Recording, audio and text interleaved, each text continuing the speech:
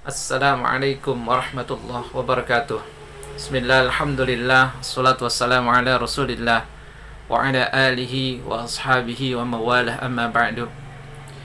Puji dan syukur senantiasa kita panjatkan kepada Allah subhanahu wa ta'ala. Begitu banyak rahmat, kasih sayang, nikmat yang Allah berikan kepada kita semua.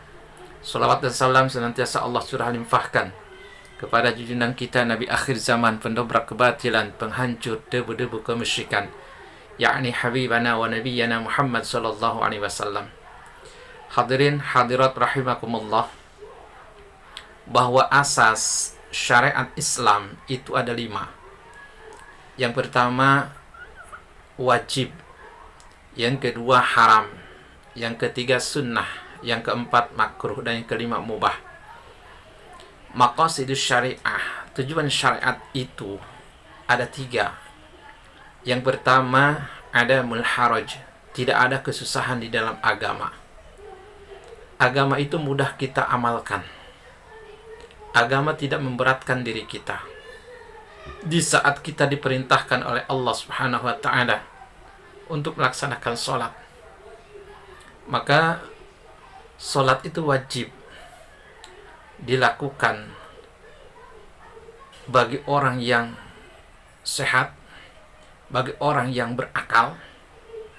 Tapi jikalau orang ini tidak mempunyai akal alias gila, maka sholat sudah tidak diwajibkan lagi.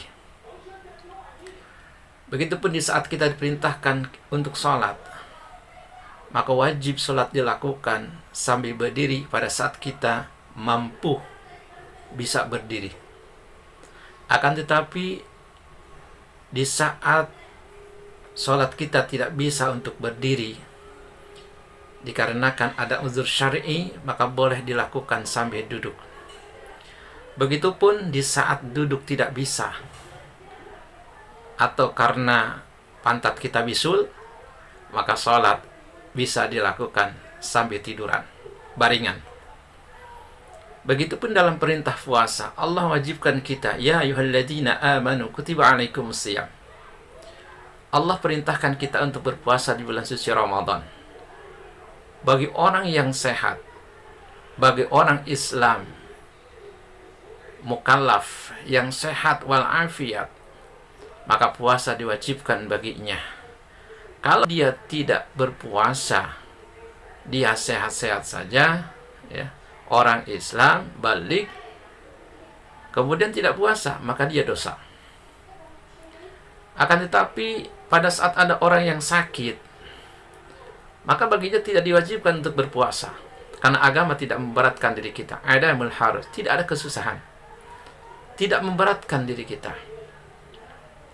Orang sakit tidak wajib puasa, atau orang tua yang yang sudah usianya 70 tahun, 80 tahun, 90 tahun, maka dia pun tidak diwajibkan untuk berpuasa. Bahkan Al-Quran dalam surah Al-Baqarah ayat 184 menyatakan, وَعَلَى الَّذِينَ يُطِيقُونَهُ فِدْيَةٌ طَعَامُ miskin.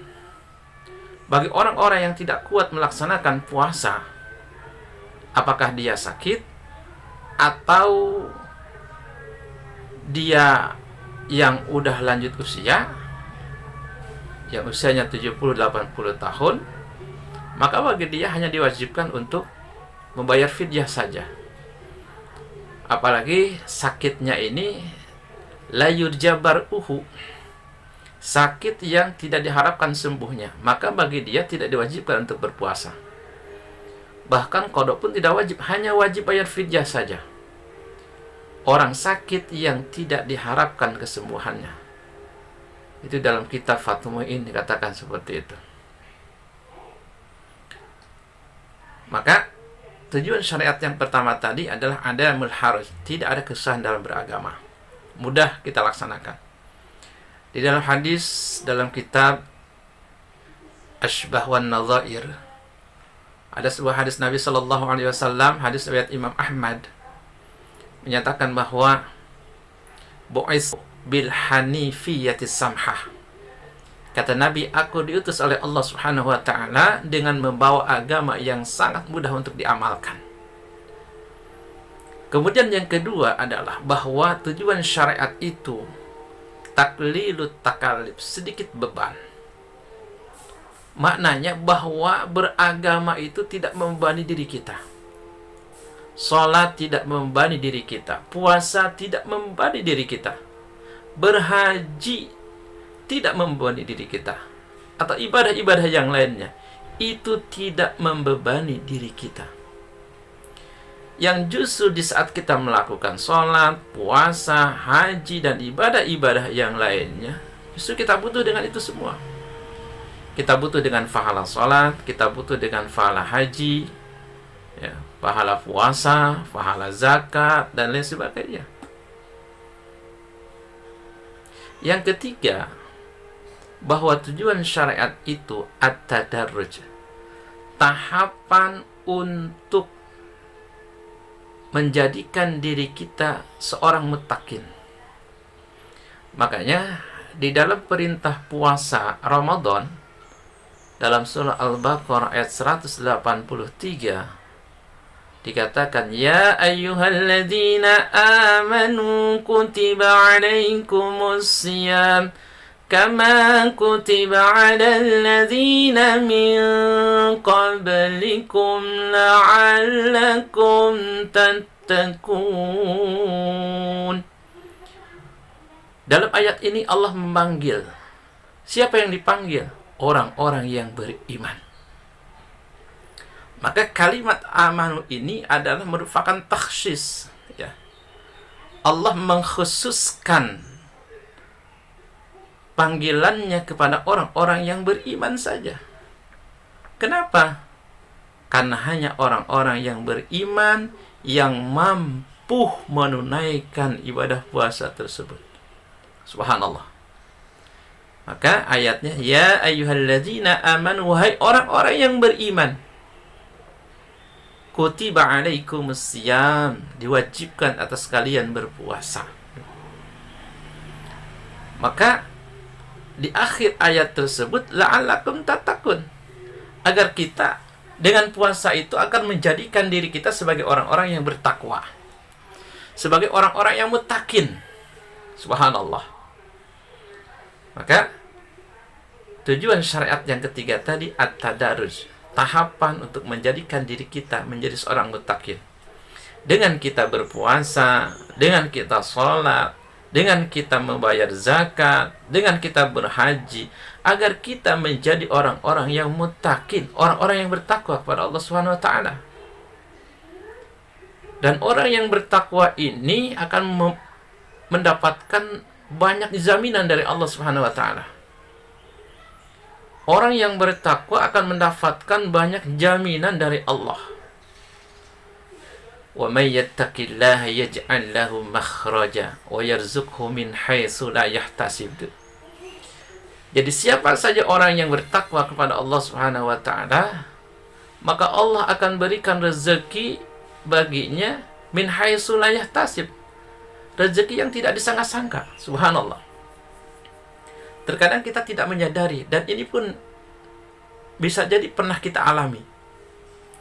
Contoh misalkan di saat kita lagi makan di luar, apakah itu di restoran atau di warung makan, tiba-tiba datang teman kita, dia pun sama mau makan di tempat itu.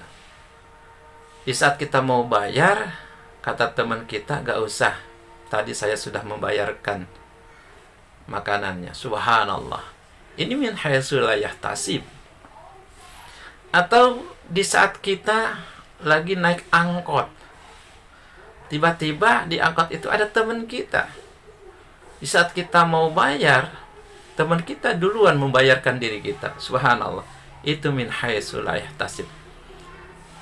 Atau juga kita lagi di rumah, ada orang ngetok pintu, assalamualaikum, membawa bungkusan. Ternyata ketika dilihat bungkusannya itu sembako. Subhanallah. Ada beras, ada minyak dan sebagainya. Itu min haitsu la yahtasib. Hadirin rahimakumullah, jangan dikira. Janji Allah, wa may yattaqillah yaj'al lahu makhraja wa yarzuqhu min haitsu la yahtasib.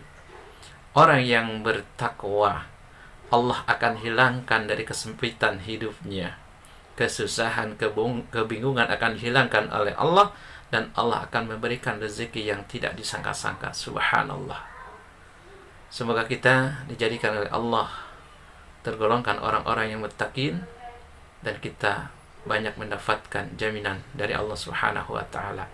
Usikum wa nafsi bi taqwallah. Assalamualaikum warahmatullahi wabarakatuh.